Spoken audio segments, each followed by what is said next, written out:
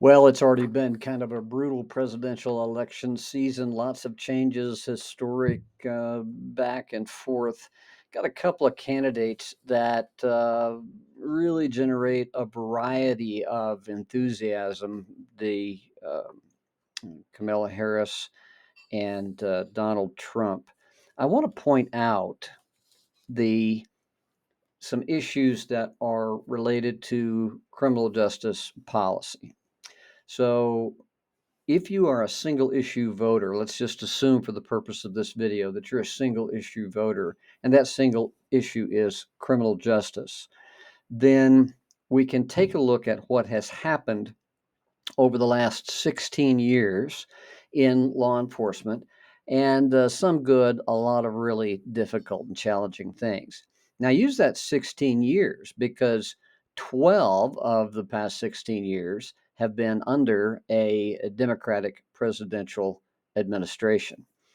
And I have to say at the outset that even if Donald Trump was completely neutral and made no statement about anything related to criminal justice, that neutrality would outperform the Harris and Biden, and I will include Obama administration's disastrous law enforcement criminal justice policies.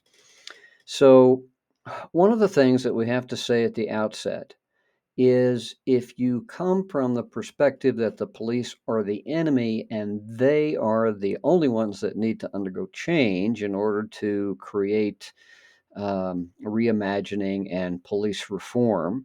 And first of all, let me say, I get, every profession needs to improve, take a step back, see what's going on, make sure they're doing what they are intended to do in the right way, constitutionally, and all those things. So I'm not against police reform.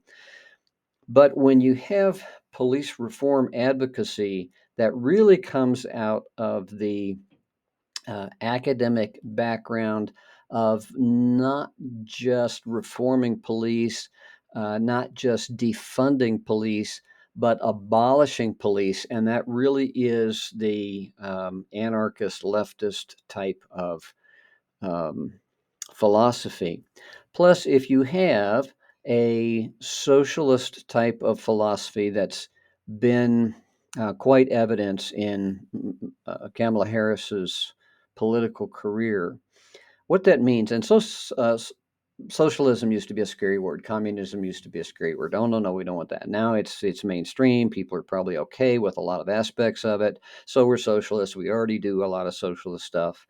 Um, but at its core, what this means is in what I understand from what Harris has said and her previous statements over her political career is that we're not talking about equality of outcome, but a quality of opportunity in the traditional American value sense.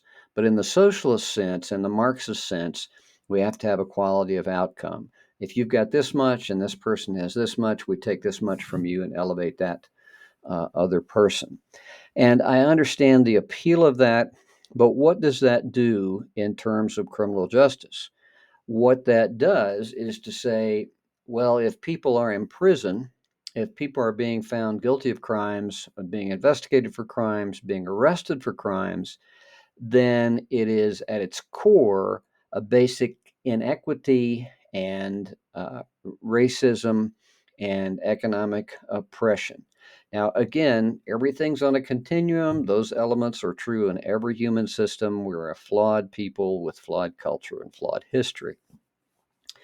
But if you take that at its as a core belief, then that has ramifications for criminal justice. Another issue in socialism and Marxism is the importance of central control and central planning. So we have a wonderfully diverse country where we have 385, 390 million people, 50 states, a few different territories, coast to coast. Wonderful diversity, although, of course, there are some that say, no, no, no, we have to have total um, diversity, whatever that means, which okay, I'll be careful there, not go too far outside the bounds of criminal justice policy. But centralization of power and authority would be really important under a socialist, leftist, Marxist type philosophy of governance. What that means for policing is more federal control, more federalization of local law enforcement, and less local accountability and more federal authority. Now, the United States is unique in that we have 18,000 different police agencies. A significant number of those are actually serving populations of less than 10,000 people. Now, that may cause some issues in terms of capacity and ability of response and quality, but that's different than most countries that have a central national police force, many times out of their military. The liberty prospect of having a national police reduces the accountability of the local voters who select the mayor, who selects the police chief, or who elects the city marshal, or who elects the sheriff, or who elects the governor, who appoints the head of the state law enforcement agencies. So I'm a big believer in local control. That's not something that the Biden-Harris administration has believed. And by the way, sure, Harris has only been on the campaign trail for a little over a month, but she's got 3.5 years sitting next to the president in the Oval Office. So it's very fair to talk about the Biden-Harris administration and the Biden-Harris policies and giving accountability to Harris for those. And she also served as a senator for a relatively brief time in her political career. So she does have a record. Donald Trump was president for 4 years. He has a record. And that record includes, for candidate Harris, calling immigrations and custom enforcement officials equivalent to the KKK, recommending the possibility of getting rid of ICE. Obviously, she cannot deny her complete impotence on controlling our border. And that's huge. That has a huge effect on crime. Well, that's a criminal justice policy, or is that a foreign relations policy? It's criminal justice policy because most of those folks, sure, granted, no question, coming for a better life, economic opportunity, the promise of liberty in America, fleeing injustice and oppression in a whole host of second, third world countries, totally get that. But with those literally millions and millions and millions of unvetted, unchecked persons crossing the border are criminals, sex traffickers, drug traffickers, and people who hate America and would do harm to America and have seen a very easy opportunity to infiltrate without having to go through any kind of vetting. So it is definitely a criminal justice issue. The vice president nominee, Walz, famously delayed help during the riots in Minnesota after the George Floyd death.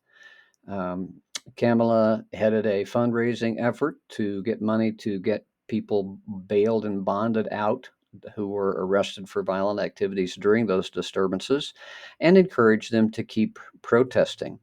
When it comes to the DNC protests that at the time of this video are ongoing, Biden said, well, they have a point. Now they're out there assaulting police officers and breaking barriers and burning the American flag and being masked and saying they hate America and other language that I refuse to use.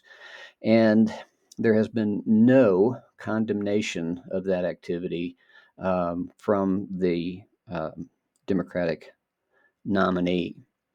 In fact, so that's not just passive neutrality, that is essentially active support for that kind of lawlessness and behavior. Harris famously supports and supported defunding, particularly when she was in California with the Los Angeles Police Department. Um, the Biden Harris and Obama administration have done very little to encourage quality policing. The number of DOJ investigations go up during the 12 of those 16 years. Um, which again is another backdoor way for the federal government to control local law enforcement. And we can debate about the justice of that and the appropriateness of that, but there's a lot of smell associated with that because police departments don't really have the resources to fight against a DOJ imposition of controlling the police department, and the local police department has to pay the costs, hundreds of thousands of dollars, to maintain that supervision. Um, I think the Biden Harris administration, we can talk about whether they have weaponized federal law enforcement or not. I think there's certainly evidence that would indicate that that has been the case. But I will tell you this, that the reputation of the FBI, the reputation of the Secret Service, um, has degraded under their administration. Um, the reputation of TSA has degraded under their administration. And we just see lots of anti law enforcement sentiment under the guise of improving and reforming law enforcement. The main effort is for federalization of the control of law enforcement. One of the things that I think would be resurrected under a Harris Walsh administration is the George Floyd Act, which is another attempt to federalize law enforcement. Sure, there may be some training funds, but be very cautious about what kind of strings are attached to that funding and whether that funding actually goes towards um, equipment and realistic training and personnel rather than feel good diversity kind of training, which certainly we need to be open to. But the cops on the street need to do what cops on the street need to do, which is to stop the bad guys, investigate their crimes, and do everything they can to put them in jail if they are guilty, and to do so in a constitutional way. They would also impose national standards. Now you say, well, what's wrong with that? Because we are a diverse country, and the standards for policing, particularly the standards for use of force, have been well established. The George Floyd Act would also take away qualified immunity, which some states have already done. That's a terrible, terrible decision. Terrible decision. Um, and again, it's just another way to punish police officers for being police officers. And that's certainly happened in my current home state of Colorado. Under our Democratic legislature and governor in the state of Colorado, they've gotten rid of qualified immunity. And we now have a law that says you can't put somebody on their stomach when you're arresting them. That is asinine, completely unsubstantiated by any decent research. It's going to cripple law enforcement. We also have very limited stuff that we can do with juveniles. You can't hold them, can't restrain them. It's just definitely pro criminal, pro offender, and not good for public safety. And again, that's just part of the overall Democratic policy. And I'm not trying to hammer on you if you're a Democrat or if you want to vote for Harris. I'm just saying, from a criminal justice perspective, me, Dr. Joel Schultz, former police chief, former police trainer, a former college professor, former judge, I know what I'm talking about. Now, there's been a lot of, because Trump knows that Harris is weak on crime, there's been some talking back and forth about crime rates. Let me tell you something about crime rates. First of all, what people are often worried about are things like vandalism, domestic violence, uh, petty theft, drugs, the kinds of things that cause problems in neighborhoods. None of those show up in the national statistics that are very accessible. Those are called Part Two crimes. The Part One crimes, the murders, the rapes, the car thefts, the arsons, and the other three of the eight categories, or three of the eight uh, Part One crimes that are measured. Those are the things that get in the news. Crime rates up, crime rate down. Now, one of the things that you'll notice is if you look at the homicide rate, and we look at the homicide rate because it is the most accurately reported. Arson, we don't always know. Larceny, people say, who cares? Aggravated assault depends on how the report was written. And stolen cars, probably fairly accurately reported, but a lot of those turn out to be domestic kinds of things. So we look at the homicide rate and we see it go up and down, and nobody knows exactly what the causes are. But if you unplug the murder statistics from the 10 most populous cities, all or most of which are under and have been under Democratic mayoral regimes, then the crime rate looks entirely different. Another thing about the crime rate is it's not the number of crimes that happen, it's the number of crimes that get reported and processed by the police and reported to the FBI. So when the citizenry loses trust in the police, um, whether because they've been defunded or undermanned, understaffed. Their response time is ridiculous. And people say, why even report my stolen bike? Why even report my neighbor screaming? Why even the cops aren't going to do anything? Then reported crime will actually go down. So, in fact, when crime and disorder is happening in some neighborhoods, the statistics might not reflect that because the people have just given up and they're not reporting it anymore. Now, that doesn't explain everything, but it does give us pause to think about what's really going on when one side throws out this crime rate and one side throws out the other crime rate. There are some other things that I could talk about regarding this issue, but the the reality is that when it comes to criminal justice, if you were a single issue voter, you would absolutely not vote for the Harris Walz ticket. You would absolutely not. Now, foreign policy, abortion, economics. I'm just talking right now about criminal justice policy. Now, some might say, and will say, well, Trump's a convicted felon. First of all, I don't think those things are going to survive appeal. We see the Georgia election case was racked by scandal in those that were bringing the charges. Um, the FBI raid on Mar-a-Lago is now the subject of a lawsuit, and there was evidence tampering that was apparent in that investigation. And in another case, the special prosecutor was determined by the courts to have been unlawfully appointed and should not have even been running the case. But you see, that's another little hint there. When the head of the Department of Justice, which is the Attorney General, says, I'm going to appoint this special prosecutor to attack this particular person without any congressional approval, which is required by law, and without any congressional approval of funds, then that gives a powerful um, weaponizing ability to federal law enforcement, federal prosecution.